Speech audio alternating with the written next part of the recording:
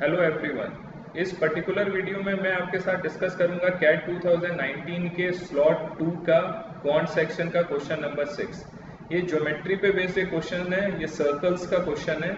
इसमें क्या गिवन है, 2 circles each of radius 4 centimetre touch externally. 2 circle आपको गिवन है, सॉरी, दोनों सर्कल का रेडियस सेम है और दोनों एक्सटर्नली एक दूसरे को टच करते हैं। इसका मतलब मैं ऐसे इसको ड्रॉ कर सकता हूँ, ये इसका सेंटर हो गया, ये इसका सेंटर हो गया। तो आपको ये पता है इन दोनों सर्कल का रेडियस कितना गिवन है, 4 सेंटीमीटर गिवन है। और आपको ये भी पता है कि कोई भी सर्कल दो अगर एक्सटर्नली टच करते हैं तो उनको अगर मैं सेंटर्स को ज्वाइन करूं तो हमेशा कहाँ से वो पास करते हैं, पॉइंट ऑफ कांटेक्ट। इनका पॉइंट ऑफ कांटेक्ट ये है, तो इसका मैं सेंटर मान लेता हूँ उसे O1, इसका सेंटर मैं मान लेता हूँ O2। तो O1 और O2 को मैं ज्वाइन करूंगा तो हमेशा ये पॉइंट ऑफ कांटेक्ट, इस पॉइंट ऑफ कांटेक्ट को से मैं A मान लेता हूँ, ये पॉइंट ऑफ कांटेक्ट से हमेशा पास करेंगे। ठीक है, उसके बाद हमें क्या गिवन है, और each of these 2 circles is touched externally by third circle. एक थर्ड सर्कल है वो इन दोनों सर्कल को एक्सटर्नली टच करता है। तो हम थर्ड सर्कल कुछ ऐसा हम ड्रॉ कर सकते हैं, ऐसा हमने कुछ ड्रॉ किया था।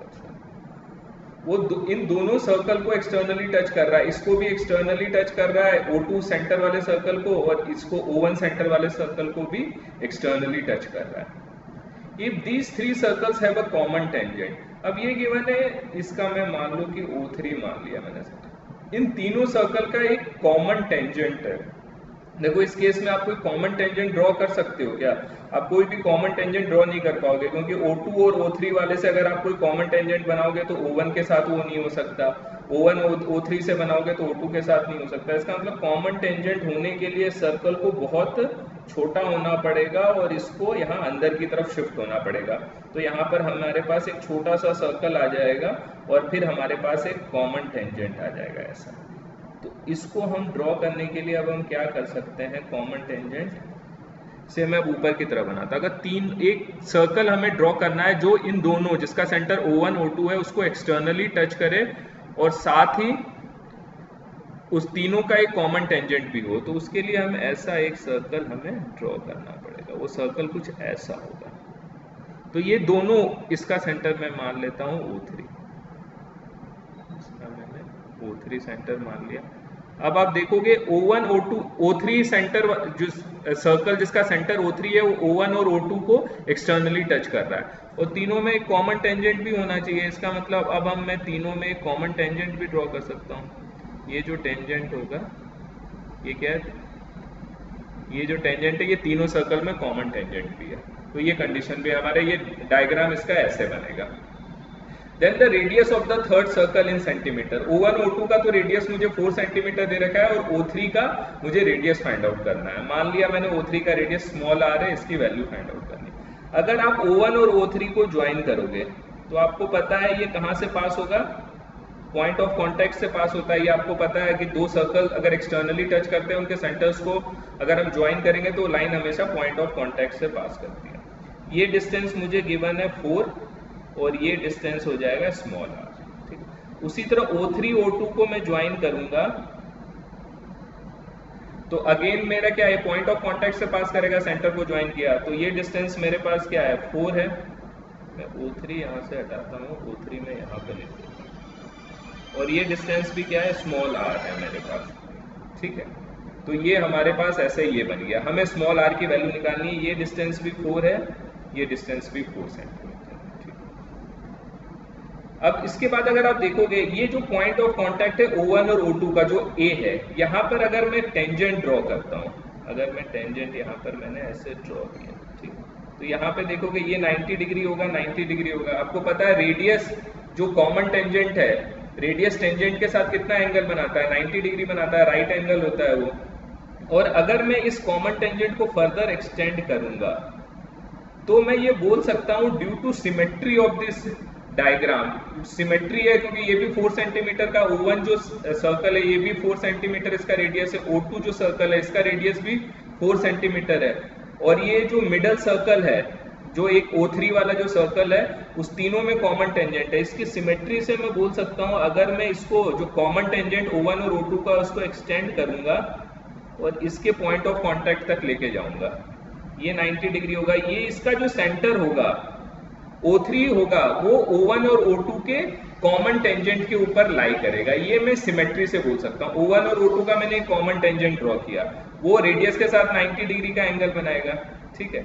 और इसको मैंने फर्दर एक्सटेंड किया तो ये क्या हो जाएगा, ये बिल्कुल सिमेट्रिक है, दोनों का रेडियस 4 सेंटीमीटर है। तो ये मैं अगर आगे एक्सटेंड करूंगा तो इन तीनों का जो कॉमन टेंजेंट है उसके साथ 90 डिग्री एंगल सबटेंड करेगा और ये इनके रेडियस से जैसे O3 से पास करेगा। तो अगर हम ये राइट एंगल ट्राइंगल देखें, अगर मैं एक राइट एंगल इस ट्राइंगल की बात करता हूँ, ये एक राइट एंगल ट्राइंगल होगा O1A O3 की मैं बात करें, O1A O3 की अगर मैं बात करें तो A पे क्या बन रहा है, राइट एंगल बन रहा है। तो अगर इसमें मैं 3 साइड्स इसकी देखूं तो हाइपोटेन्यूज इसका क्या हो जाएगा, 4 + r हो जाएगा। ये जो साइड है ये इसकी हाइपोटेन्यूज हो जाएगी 4 + r, ठीक है। और इसका एक साइड बेस क्या हो जाएगा, 4 हो जाएगा, ये साइड इसका बेस हो गया, ठीक है। अब इसका ये परपेंडिकुलर डिस्टेंस ये कितना होगा, ये मैं क्या बोल सकता हूँ, दिस डिस्टेंस जो AO3 है, AO3 हम कैसे निकाल सकते हैं, ये भी 90 डिग्री, ये आपको पता है जो O1 और ये पॉइंट ऑफ कांटेक्ट, इसको T1 मान लो, T2 मान लो, T3 मान लो। OT1 आपको पता है, O1 T1 आपको ये पता है, O1 T1 equals to O2 T2 equals to AT2, this is equals to, आप सिमेट्री से बोल सकते हैं AT2 equals to O2 T3।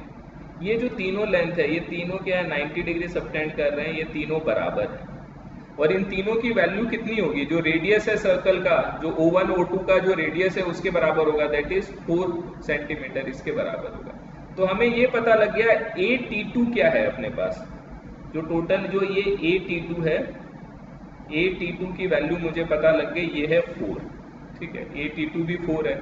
तो AO3 जो राइट एंगल ट्राइंगल का तीसरा साइड है उसको अब मैं क्या बोल सकता हूँ, दैट इज 4 - r, ये हो जाएगा। टोटल 4 है और उसमें से ये वाला हिस्सा जो रेडियस था, ये वाला हिस्सा, ये मैंने उसमें से लेस कर दिया, ये क्या आ गया, 4 - r हो गया। तो अब आप पाइथागोरस थ्योरम इसमें अप्लाई कर सकते हैं, हाइपोटेन्यूज का स्क्वायर दैट इज 4 + r का square equals to 4 square + 4 - r का स्क्वायर। तो ये क्या हो जाएगा, 16 + r square + 2ab that is 8r is equals to 4 square that is 16 + 4 square that is 16 - 8r + r square. तो r स्क्वायर से r स्क्वायर कैंसिल हो गया, 16 से 16 कैंसिल हो गया, तो मेरे पास क्या आ गया, 16r is equals to 16 that is r की वैल्यू क्या आ गई, 1 आ गई। तो हमारा आंसर क्या हो जाएगा, फोर्थ ऑप्शन 1 हो जाएगा। तो इसमें हमें क्या ध्यान रखना था, इसमें सिर्फ जो हमारा इंपॉर्टेंट ये था कि अगर कोई भी दो सर्कल एक्सटर्नली टच करता है तो एक तो ये कि जो उसका टेंजेंट होता है वो रेडियस के साथ 90 डिग्री का एंगल फॉर्म करता है। दूसरा कि अगर दोनों सर्कल जो एक्सटर्नली टच कर रहे हैं, अगर उनके मैं सेंटर्स को ज्वाइन करूं तो हमेशा वो पॉइंट ऑफ कांटेक्ट से पास होगा। और इसमें सिर्फ हम बोल सकते हैं कि ये बिल्कुल सिमेट्रिक एक डायग्राम बन रहा था जिसमें दोनों सर्कल का रेडियस 4 सेंटीमीटर था। तो अगर उसमें अगर हम पॉइंट ऑफ कांटेक्ट से जो कॉमन टेंजेंट होगा उसको अगर मैं एक्सटेंड करूं तो वो जो छोटा सर्कल बना है, थर्ड सर्कल, उसके सेंटर से पास होगा और वो जो इन तीनों सर्कल का जो कॉमन टेंजेंट है उसके साथ 90 डिग्री एंगल सबटेंड करेगा। तो इसको फिर हम फर्दर पाइथागोरस थ्योरम में अप्लाई करके इस पर्टिकुलर क्वेश्चन को मैंने सॉल्व करके r की वैल्यू फाइंड आउट कर ली। r की वैल्यू क्या होगी, 1। तो इस टाइप के क्वेश्चन को आप ज्योमेट्री के क्वेश्चन को ऐसे आप डायग्राम बनाकर सॉल्व कर सकते हैं। तो अगर आपको इस पर्टिकुलर क्वेश्चन में कोई डाउट है तो आप कमेंट करके आप पूछ सकते हैं, मैं उसका आंसर आपको डेफिनेटली रिप्लाई करूंगा। Thank you so much for watching.